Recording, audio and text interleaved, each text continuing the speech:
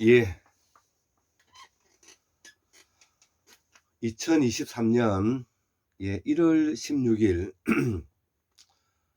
음력으로는 12월 25일이 되었습니다. 저녁 10시 반이 되었는데요. 오늘도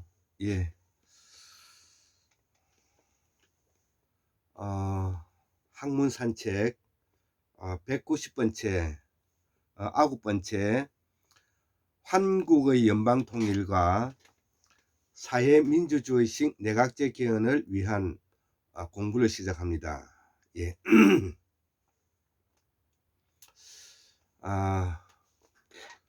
제가 이 강의를 하는 것은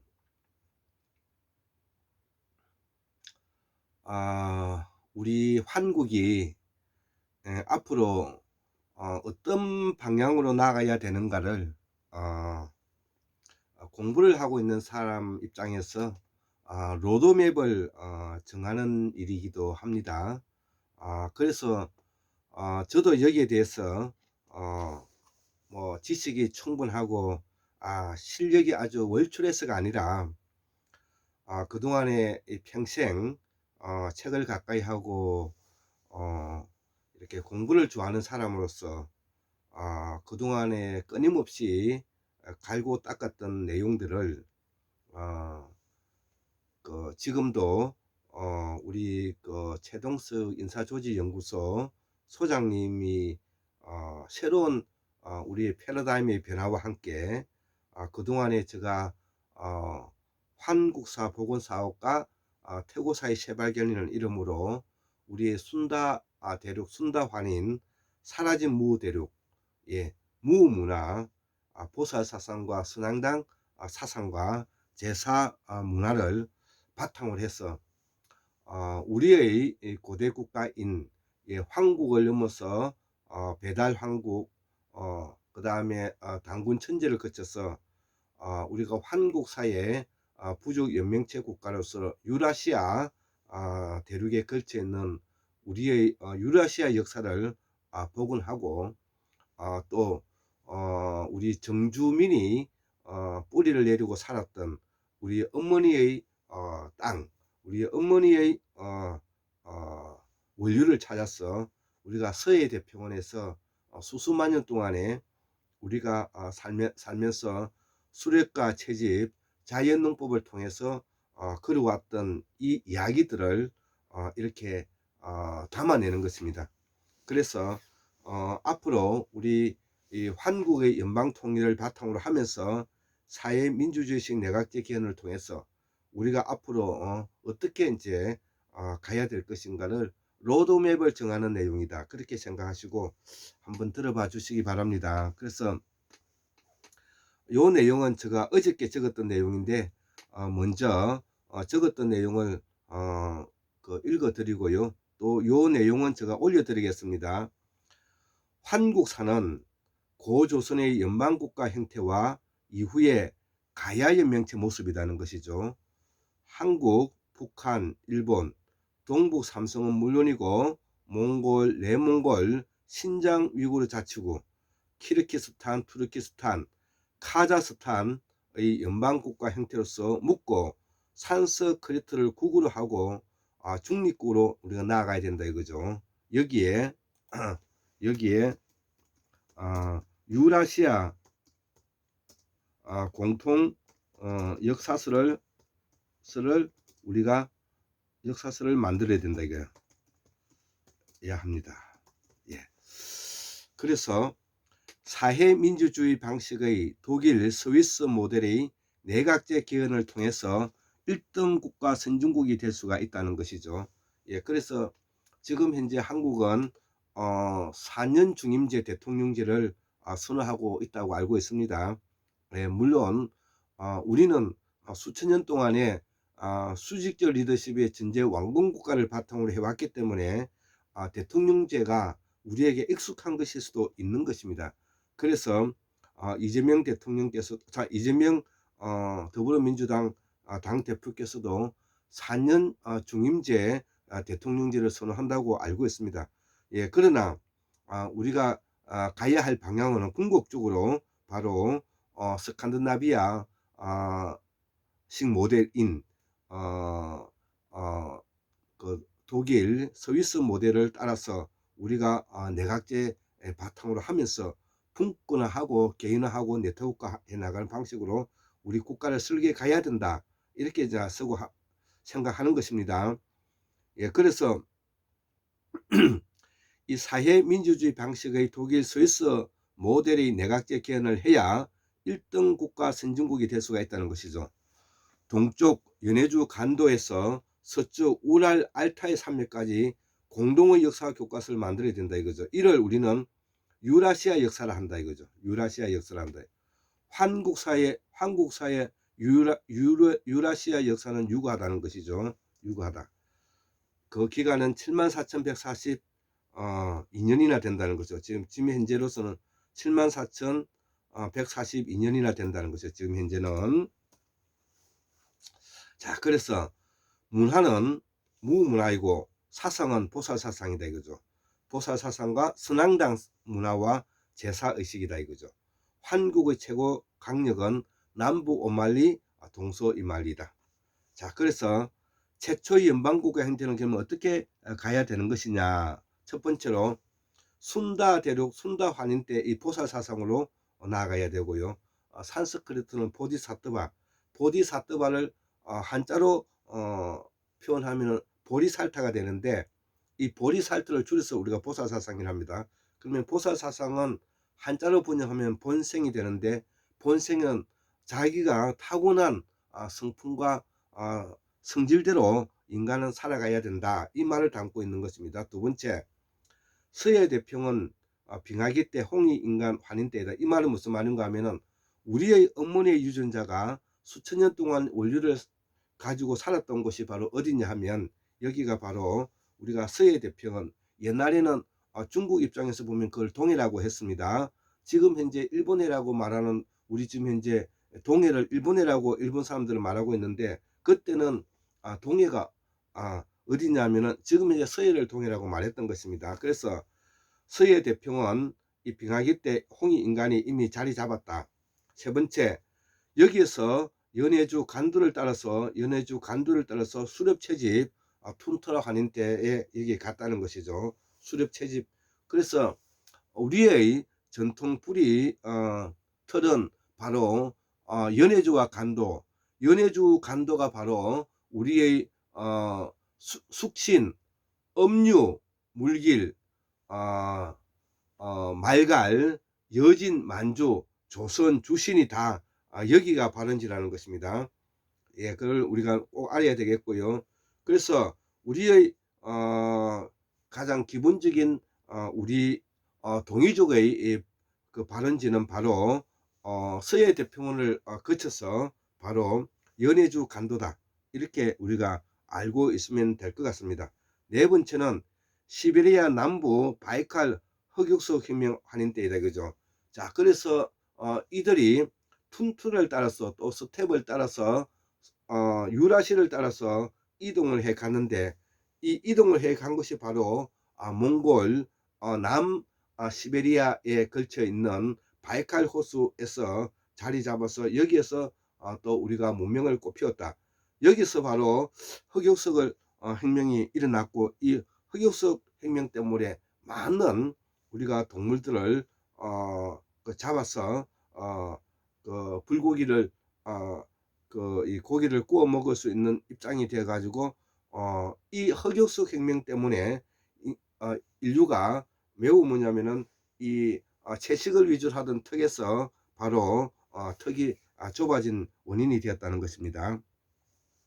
다섯 번째, 그리고 난 이후에 바로 판찰라스, 파미르, 타클라마칸 사막, 마고성에 가게 되었는데, 이것이 바로 남아메리카와 몽골 고원에 자리 잡았던 그 빙하가 제대로 추위가 왔기 때문에 너무나 구석구석에서 살고 있던 사람들이 추워서 이들이 판찰러스 강역에 들어가서 살았다는 것이죠.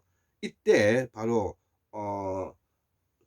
산에서 흘러내리는 이 물을 이용해서 자연농법을 수로식 농법을 만들게 되었고, 그 수로식 농법을 하기 위해서는 바로 천문학의 별자리를 우리가 공부할 수밖에 없어서 천문학이 발달된 환인대를 거쳤다는 것입니다. 여섯 번째, 동서남북으로 마지막 빙하기가 이 광명이세로 수로를 이용한 농업혁명 때이다 이거죠.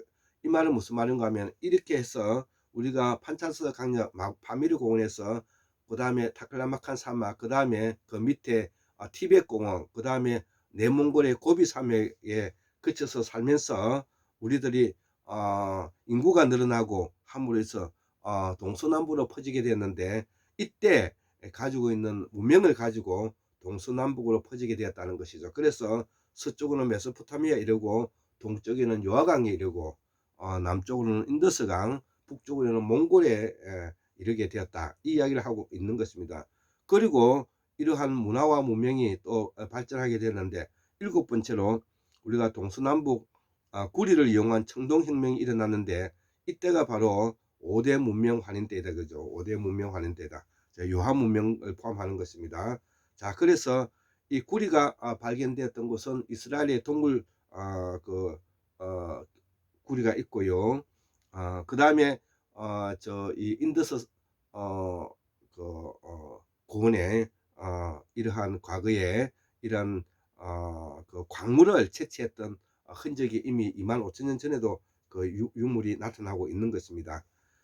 여덟 번째, 국가 형태의 연방 국가인 고조선을 세운 단군 천재시가 이렇게 되면서 바로 이 유라시아에 걸쳐서 있었던 연방 국가 형태가 부족 연맹제 국가가 바로 고조선인데, 이 고조선은 서쪽으로 그 천산에 이르고, 동쪽에는 그 간도 만주에 이르는 엄청난 범위가 바로 이 황국의 이 고조선 시대를 말하는데, 이때 많은 유전자가 이 토착민인 정주 민들과 혼합을 하면서, 이들이 바로 호인이 되고, 호인이 바로 동쪽으로 가게 되면 동호가 되고, 동호는 다시 선비가 되고, 선비가 되어 다시 예맥족이 되어서 우리가 부여족의 후손으로서 이것이 조선반도뿐만 아니라 일본을 거쳐서, 그 다음에 제주도를 거쳐서, 제주도에도 물론이고, 그다음 오키나와에 거쳐서, 그리고 저 월남까지 이렇게 그 호인들이, 소위 말하는 호인들이라 하면 유라시를 따라서 살고 있는 유전자와 정주민인 그 유전자와 혼혈이 되어 있는 집단들을 말하는 것입니다. 아홉 번째, 전제 왕권 국가인 완전한 재정 분리 고대 국가 형태다 이거죠. 그래서 이때부터 재정이 분리돼서 소위 말하는 왕과 군사 계급이 나누어지고, 그 다음에 제사 계급이 나누어지는 계기가 되어서 왕과 제사 계급이 재정 그 일치해서 재정 분류가 되면서 천손강림 사상이 나타나고, 천손강림 사상이 바로 천손자손이라는 전제 왕권국을 합리화시키는 이론적 발전이 토대가 만들어졌다. 그래서 이러한 것을 설명하기 위해서 바로 샤먼이 뭐냐면은 무속이라 하기도 하고 무속격이라 하기도 하는데요. 무격, 원래 무격이 맞는 말이죠. 그래서 이 무격이 샤만으로 바뀌고, 샤만이 샤머니즘으로 바뀌어서, 이것이 바로 천손 강림 사상을 확립시키고 제도적으로 일원화시키고, 그것을 이어주는 역할을 하는 사람이 바로 무격이다, 즉 샤먼들이다 이 말입니다. 열 번째, 민주공화국의 주권국가로서 분권화된 가야연맹을 확대하여 팔도 연방을 세울 때다. 그래서 우리는 원래 동이족은 말갈, 음유, 숙신, 물길, 여진, 만주, 조선, 외까지 포함해서 모두 다 8기군 형태로 이루어져 있는 팔도 연방을 바탕으로 하고 있는 것입니다. 그래서 우리는 이 팔도 연방을 바탕으로 해서 주권국가를 세워서, 이러한 틀을 기본적으로 우리가 가야연맹체에서 그 마지막 모습을 볼 수 있었다는 것이죠. 그렇기 때문에 현재에도 우리 한국의 민주화를 발전시키기 위해서는 바로 가야 문화권을 우리가 복원해야 되고, 가야 문화권이 가지고 있는 역사와 철학, 사상과 문화를 우리가 바탕으로 하고, 거기에다가 원래 우리 남방 문화권의 뿌리를 같이 하고 있는 제주 문화권과 지금 현재 호남 마한 강역의 호남 중에서도 전남 문화권을 바탕으로 해서 우리가 한국의 민주화의 해방구의 전초기지로 삼아서 앞으로 이것이 한국의 민주화를 견인해 나가는 기본적인 틀이 될 것이다. 이렇게 저는 오래전부터 이렇게 지금 강의하고 있는 것입니다. 그래서 우리가 마고성 판찰레스 강역 파미르 공원에서 출발하였다는 것은 우리가 박재상 선생님이 부도지에 잘 언급되어 있고, 또 상고사의 내용은 우리가 여러 책에서도 많이 지금 언급되고 있다는 것이죠. 그래서 이 천성과 곤륜산을 끼고 있는 이 타클라마칸 사막과 티베트고원, 그리고 몽골의 고비 사막을 우리가 일컬는데, 북방이 흩어져 살던 고산족이 1만 7천년 전에 최대 빙하기 때 여기에 몰려들었다. 어디에? 파미르 공원에 몰려들었다는 것이죠. 이때 언어가 통합되었는데, 이 티베트의 위글 마야인이 쓰는 말과 서남아시아의 나가 마야인 동쪽의 서해 대평원의 일본, 한국, 중국에서 쓰는 카라마야가 통합된 것, 이것이 바로 범어의 모태가 되었다는 것이죠. 이후에 범어는 다양하게 변화되었는데, 그리고 다양한 문자가 만들어졌다는 것이죠. 우리가 만든 각군 문자, 현문, 한자, 실다모, 일본어, 티베 파스파 문자, 몽골, 여진, 만주, 서하, 월지 문자, 다 이런 내용의 영향을 받았다는 것이죠.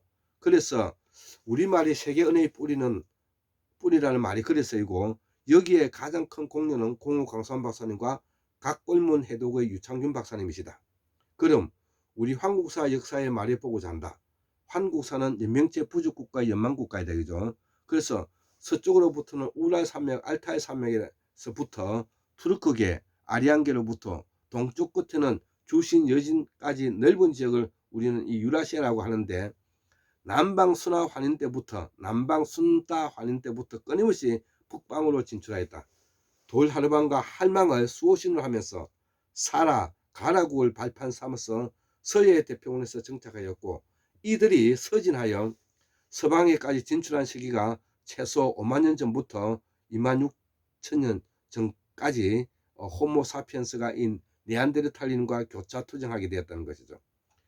결국은 이 호모 사피엔스 Y 유전자가 남성 유전자가 승리했는데, 호모 사피엔스 남성 유전자만 대를 이을 수 있었기 때문에 이 호모 사피엔스가 그 종족을 보존할 수 있었다는 것입니다. 그래서 자연히 네안데르탈린은 종말을 구하였다. 이때 유라시아에 퍼져 있는 다양한 형질의 농업혁명이 자연농법으로 해서 수로를 이용한 생산력 확대가 되었고, 북방문화 끝은 보리와 기리가 재배되었고 반농반목이 가능하게 되었다. 이때를 우리는 신석기 후기가 되는데, 동북아에서 최고의 국제 도시가 바로 요하 문명이고, 이후 홍사 문명까지 발전하였고, 이 당시 이전의 최고 문명 국가는 바로 요하 문명이다. 그죠? 또 양쯔강에서는 청동기 이전에 낭주 고성이 있고요. 이후에 황하강 오도로스 강역의 시마오 고성이 중요한데, 이는 테오푸켓이 이전에 하나라 이전의 국제 도시가 이 하은주 이전의 도시라는 것이죠. 그래서 청동기가 유입되는 길목에서 이 청동기는 서쪽 아르메니아에서 출발했는데, 즉 카스피해와 흑해 사이에 있는 아제르바이잔, 조지아, 그 다음에 아르메니아 이 삼국에서 바로 출발하였다는 거죠. 그래서 구리가 최초 발견된 것은 이스라엘인데 적어도 9천년 전에 알려져 있고, 청동기가 주석을 섞은 것이 BC 5천년 전이고, 얌나야 문명이 BC 3천년 전이니 지금으로부터 약 한 5천년 전이라는 거다. 이때에 바로 청동 구리에다가 주석이 섞인 청동기를 가지고 동진을 시작해서 그 동진이 여기 동북아까지 오는데 약 1000년이 걸렸다는 것입니다. 이때에 바로 그 주역들이 바로 이 테오포켓이 풍씨고, 이 동이족인이 이때 이미 서방에서는 온 청동기인들과 혼혈되었다. 이거. 이 당시의 최고 명문가는 바로 소시고, 이들을 우리는 돌이라고 하는데 이걸 우리말로 환인을 한다 이거죠. 소시에서 풍시, 강시, 희시, 김씨가 나왔고요. 사카족, 스키타이, 흉노, 돌고림과 정주문이 동이족 혼혈이다 이거죠. 이들은 다 청동기인들로 권력자고 천송 강림이 대두된 것이고, 이것이 바로 우리가 전제 왕권 국가를 거쳐서 한국은 1910년 조선이 망할 때까지, 중국은 1911년 신해혁명까지 전제 왕건국가 수천 년 동안 이들이 지배했던 왕조 국가다라는 것입니다. 그래서 왕조 국가에서 민주광으로 넘어왔는데, 여전히 우리는 100년이 지난 지금에도 민주공화제는 허울만 이름이 뿌리고 실질적으로는 안에 내부가 전제 왕궁과 같은 수직적 리듬을 바탕을 하고 있는 정치 체제를 가지고 있기 때문에, 이제부터는 수평적 리듬을 바탕을 하고 있는 바로 보살사상과 그 다음에 칸트의 이성 실천적 이성 비판, 판단적 이성 비판, 실천적 비판의 삼비판서를 바탕으로 해서 실존주의의 바탕을 두고 있는 우리가 독일 그 스위스 모델을 따라가야 된다. 내각제 개헌을 따라가야 된다. 이런 이야기를 하고 있는 것입니다. 그래서 천손의 제사식이 공식화되었고, 우리 상고는 이때부터 재정이 분리됐다는 것이죠. 서남아시아의 히타이트는 이미 9,000년 전에 철 제조 기술을 가지고 있었고, 청동기가 먼저이고 철이 나중에는 고정관념을 우리는 깨야 되는 것입니다. 과거에도 우리는 충분히 고대 문명이 자리 잡고 있었다는 것을 우리가 잊어서는 안 될 것입니다. 지금 현재 이 시기에도 바로 7만 년 전의 모습을 하고 살고 있는가 하면, 한쪽에는 지금 현재 달러를 왔다 갔다 하는 과학이 발달된 세상에 살고 있다는 것입니다. 분명한 것은 이 사마고성, 황하 오드로스 강력의 남방 농경과 북방 목축이 공존하는 반농 반목의 정치 집단이 이었다는 것이죠. 자, 그래서 우리가 하은주에만 머물 것이 아니라 사망오제만 머물 것이 아니라 그 이전에 바로 오드로스 신마와 고성이 있다는 거와, 신마와 고성에서 다시 도낭에 거쳐서 그 다음에 판찰라스를 거쳐서 키르기스탄, 투르키스탄으로 넘어가서 중앙아시아로 가게 돼서 실크로드를 바탕으로 해서 로마까지 우리가 그 길목이 잡혀 있다는 것입니다. 자, 그래서 이것이 바로 방고, 석제, 배달, 단군, 천재로 이어지는 우리의 북방강력의 유라시아 역사인데, 유전자도 하도 다양하여 서쪽에서 동쪽 끝까지 매우 다양하였다 이거죠. 고조선은 그런 부족 연맹국가였고, 그 마지막 모습이 가야 연맹국가다 이거죠.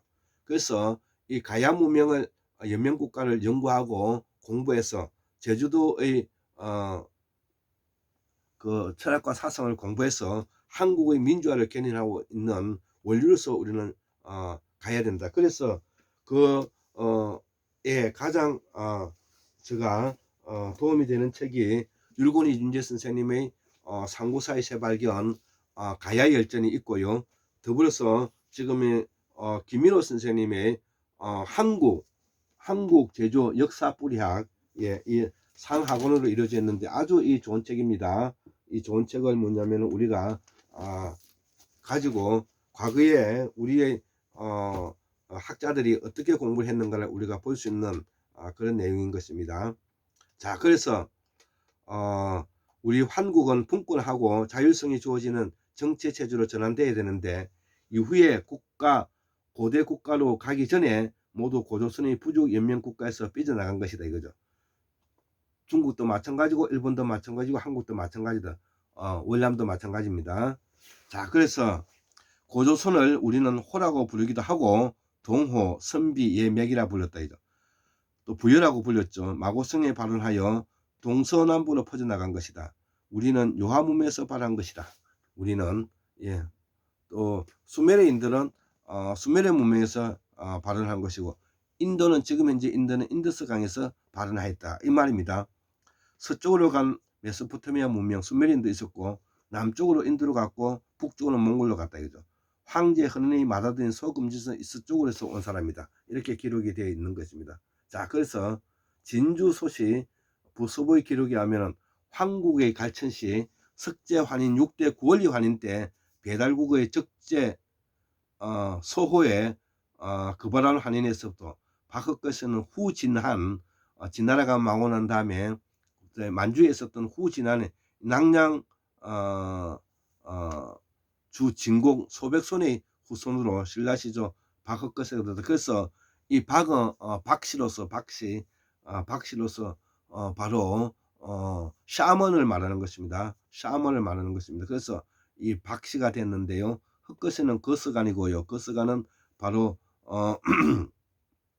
그 제사장을 말하는 것입니다.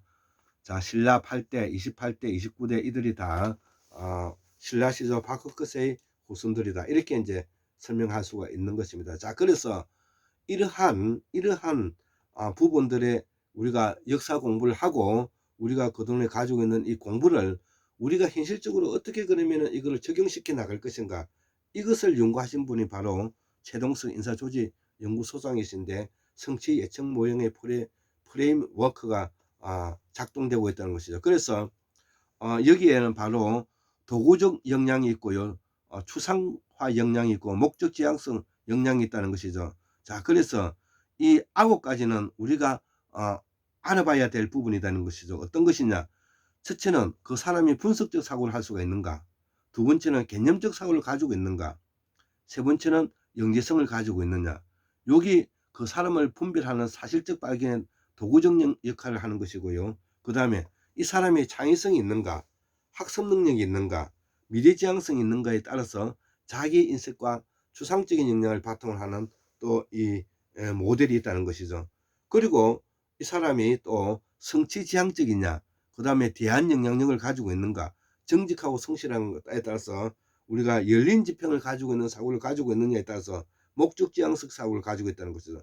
이를 세 가지로 정리해 보면 도구적 역량과 추상적 역량과 목적지향적 역량을 가지고 있어야만이 그 사람이 바로 성취 예측 모델의 하나의 이 프로그램에 들어온다는 것이죠. 그래서 역량 평가 절차를 거치게 되는데 이 역량 평가를 거침으로 인해서 바로 그 사람이 우리 사이에 도움이 되는지 도움이 되지 않는지 이것을 우리가 알 수가 있다는 것이죠. 이러한 것을 가장 원초적으로 기초적으로 삼았던 독일 기본법을 1조 1항을 보면, 독일 기본법 헌법 1조 1항을 보면 인간의 존엄은 건들 수가 없다. 이것을 존중하고 보호하는 것은 모든 국가 권력의 의무다는 것이죠. 여기에 독일 기본 헌법에서는 바로 인간의 존엄성을 건들 수가 없다. 이것을 존중하고 보호하는 것은 모든 국가 권력의 의무다. 이 말을 우리의 방식으로 해석을 하면 인간의 존엄은 건드릴 수가 없다. 왜냐? 그것은 바로 보디사트바, 즉 다시 말하면 보살 사상을 바탕 두고 있기 때문에 인간은 태어나면서 그 사람이 태어난 고유한 인간이 가지고 있는 이 잠재력을 가지고 있기 때문에 그 자체로서 보호받아야 된다. 그래서 그 보호받아야 되는 것을 우리가 모든 국가 권력이 해야 할 의무가 된다. 이것을 말하고 싶어 하는 것입니다. 자, 그래서 이러한 것을 기반화하기 위해서는 바로 우리가 개인적으로 분권화하고 개인화하고 합리화해서 인간 중심의 사회로 만들어 가야 되는 것입니다. 그래서 이것을 집중화하고 이것을 개인화하지 않고 그 전체화하고 합리성을 바탕으로 두는 것이 아니라 비합리성의 바탕을 두어서 인간 중심의 사회가 아니라 자본 중심의 사회로 나아가서는 아니 된다는 것입니다. 그렇기 때문에 인간은 궁극적으로 자유의지가 있고 자유가 있기 때문에, 왜냐? 인간은 누구나 할 것 없이 이성을 가지고 있는 존재로서 이 이성은 누구와도 뭐냐면 이 나눌 수 없는 부분이어서 독립성을 가지고 있고 자율성을 가지고 있기 때문에 바로 인간은 자유의 바탕을 두고 있는 분권화와 자율성과 네트워크를 바탕으로 해서 높은 생산성과 창의성을 만들어 갈 수 있는 그 기본적인 틀이 된다는 것이죠. 그래서 과거에 우리가 가지고 있었던 막스 베버 시대 때만 하더라도 분화하고 개인화하고 합리화했던 것들을 다시 조직 설계를 어떻게 바꿔나가야 되며, 분화는 분권화하고 개인화는 자율성으로, 합리화는 네트워크 형태로 이렇게 발전해 나가야 된다. 자, 그래서 이러한 공직자가 죄를 지을 수 없게 하는 조직 설계의 3대 원칙이 바로 분권화, 자율화, 네트워크를 바탕으로 해서 이것을